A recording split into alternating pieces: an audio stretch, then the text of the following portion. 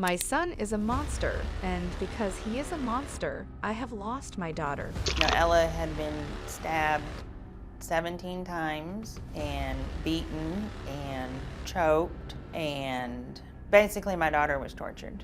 Those were the words of 46-year-old Charity Lee as she recounted the tragedy in her book.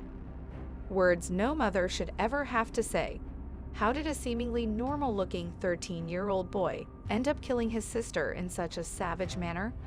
Hi guys, and welcome back to Crimeco, where we break down some of the most gruesome true crime cases from all over the world, giving you the most up-to-date detailed information. If that sounds like something you are interested in, be sure to subscribe and don't forget to give this video a like. A like from you really helps me create more content for you, so thank you. On February 5, 2007, at approximately 12:30 a.m., while Charity Lee was working at Buffalo Wild Wings, the police contacted her to let her know that her daughter had been injured. She begged to be taken to her daughter so that she could finally see her, but the officer's response was heartbreaking. "You can't go, she's dead." She was concerned about her son, so she asked about his well-being. When she did, they reassured her by saying, "We have him." Charity Lee had made arrangements for a babysitter to watch over Ella and Paris before going to work, so they would not be alone. On the other hand, Paris, who had an IQ of 141, the equivalent of a genius level, had hidden agendas. Around 10 o'clock in the evening, he was successful in persuading the babysitter to leave the house. Paris, who was 13 years old at the time, took advantage of the circumstance and went into the bedroom of his younger sister, who was 4 years old at the time, where he proceeded to choke, assault, and stab her 17 times. After that, he had a 6-minute conversation with a friend from school before he finally dialed the emergency number. The confession that Paris made to the operator was as follows: "I accidentally killed somebody." In an effort to obtain additional information, the operator questioned, "You think you killed somebody?" Paris, who was plagued by feelings of guilt, angrily responded, "No, I know I did it. My sister, I'm in such a messed up state." In spite of the fact that the operator instructed Paris to perform cardiopulmonary resuscitation, CPR, Paris remained immobile because he was aware that his sister Ella Bennett had already passed away. Charity Lee reveals in her book, How Now Butterfly, that prior to the murder of his sister, Paris consumed violent pornographic material, including content related to S&M, bondage, and sadism. Before the terrible occurrence, Paris indulged himself in the viewing of violent pornography, delving into concepts such as S&M, bondage, and sadism. Unsettlingly, he also sought out snuff films, which demonstrates his profound fascination with content that is both extreme and depraved. The book written by Lee reveals that his stabs were planned, slow, and methodical, and that there was no frenetic or out-of-control rage involved.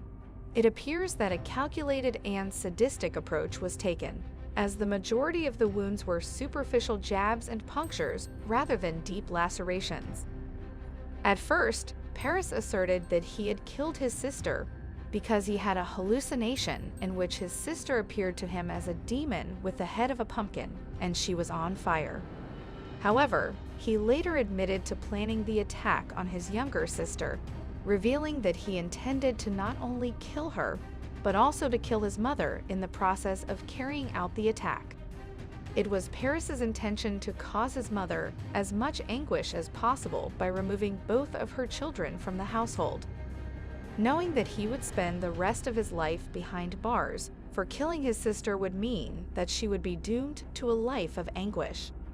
Paris intended to deprive his mother of both of her children, thereby ensuring that she would suffer for the rest of her life. He did this by plotting the murder of his sister and being willing to accept the consequences of his actions. This shocking revelation demonstrates the depths of Paris's malevolence and the unimaginable torment he desired to inflict upon his own family members. Charity Lee relates the chilling words that her son uttered to her while they were visiting him in prison "You're right, I did kill her." Even while he is behind bars, Paris continues to cause his mother emotional distress by saying things like, "By the way, I enjoy watching your pain." Lee is honest enough to admit that her son is a monster and that her loss of her daughter is directly attributable to him. She has reason to believe that Paris is a potential risk to her life, as evidenced by the fact that during one of their visits, he made an attempt to strangle her. She recalled how he had cornered her against a cold concrete wall, leaving her gasping for air, and vividly described the terrifying experience in her journal. As he tightened his grip, she was overcome with terror of being killed, but she was only given a momentary break before the onslaught began again. In an interview in 2017, Paris Bennett candidly admitted his guilt and took full responsibility for the crime he committed. He asserted that the heinous act was the result of a conscious decision, denying the existence of any sort of preconception or mental illness on his part. His words, despite the fact that he admitted responsibility for his actions, served as a chilling reminder of his capacity for further acts of violence.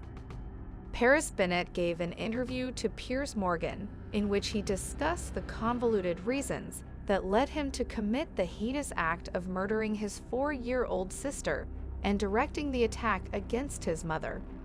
He admitted, "For many years, there was just this hot, flaming ball of wrath in the pit of my stomach directed at my mother." This statement was made in reference to his mother. His goal was to cause her the greatest amount of suffering possible, and he was well aware that the death of one of her children would leave her in a state of profound devastation. Paris figured out a way to get rid of both of her children in one fell swoop, which is a disturbing turn of events. Paris acknowledged the heinous nature of his crime, but he chose not to allow it to define who he was as a person going forward. He was quoted as saying, "Yes, I did commit a monstrous crime, but I don't think that one mistake defines my entire life." When asked about Paris's personality, Piers Morgan said, "In my opinion, if you were scripting a movie about a young psychopath, you would choose somebody like Paris. He possesses an intelligence that is on par with that of a genius. He is articulate, well-spoken, and attractive all at the same time. Nevertheless, there is no denying the fact that what he did was very real." Today, Paris Bennett is serving a sentence of 40 years in prison at the Ferguson unit of the Texas State Prison. It is anticipated that he will become eligible for parole in the year 2027. Charity Lee and her son Phoenix should look for a secure location as soon as Paris is freed, according to the recommendations of various authorities, because of the risk that he may pose. However, in spite of the impending danger, Charity continues to permit her youngest son, Phoenix, to keep in touch with Paris. Her objective is to instill in her youngest child the importance of forgiving one's mistakes and loving without conditions. Charity Lee has had to face the chilling realization that her own life may be in danger as a direct result of the actions of her son, Paris. During an upsetting visit that turned violent, she came to the realization that Paris had been trying to strangle her. This unsettling realization dawned on her at that time. She described in excruciating detail, in her private journal, the horrifying ordeal in which he pinned her against a cold concrete wall and left her struggling for breath as a result of the ordeal. Her mind was consumed by the thought of passing away until he momentarily released his hold on her, only to resume the assault. Charity has made the deliberate decision to forgive her son and accept him for who he is in spite of the intense feelings that she has been experiencing.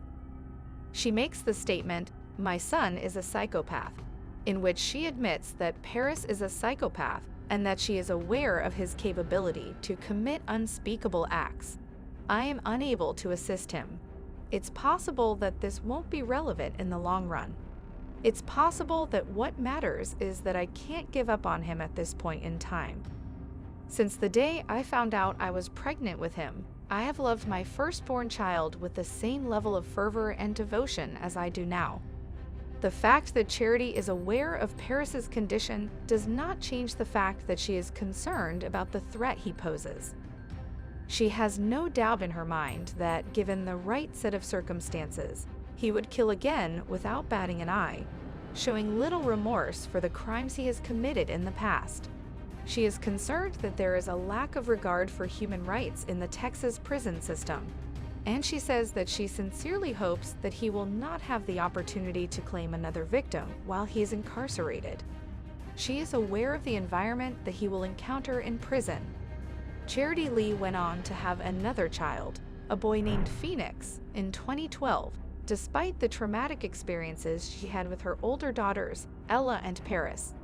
She continues to make it possible for Paris to keep in touch with his younger brother, Phoenix, which is a remarkable gesture that demonstrates her dedication to teaching Phoenix about love that is unconditional and forgiveness. Charity shows a profound level of love and acceptance for her son by steadfastly standing by his side, despite the fact that she is aware of the potential dangers that may befall her and Phoenix in the event that Paris is eventually freed. She is aware of the fact that she and Phoenix may become targets in the future, but a mother's heart is always open. Many would not be able to bear it to visit their child's killer, who in this case turns out to be the big brother that was supposed to love and protect her from creeps. But he decided to make her his lab rat and got his climax from watching life drain from her eyes. Would you have such a forgiving heart? This was a hard one to cover when the people who should love are the perpetrators of the crime. It always hits different. Head over to the comments and let us know what you think of the case, and as always, see you on the next one.